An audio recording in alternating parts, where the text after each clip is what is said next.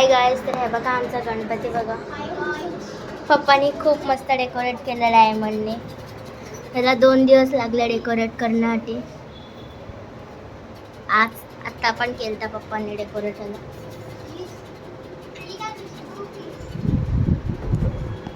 हा मकर बघा गाईज.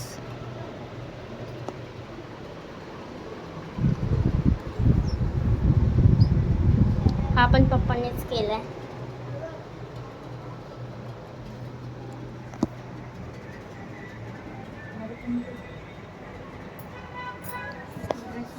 हे बघा गाईज, हे मम्मानी मोदक केलेत आणि करंजी.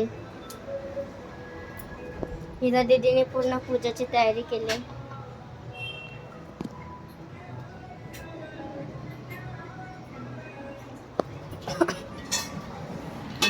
इथे आता मोदक रेडी होतात ते. आणि हे बघा, हे साखरने बनवलेले मोदक आहेत. इथे बघा, हे पूर्ण गणपती बाप्पांसाठी मोदक केलेत.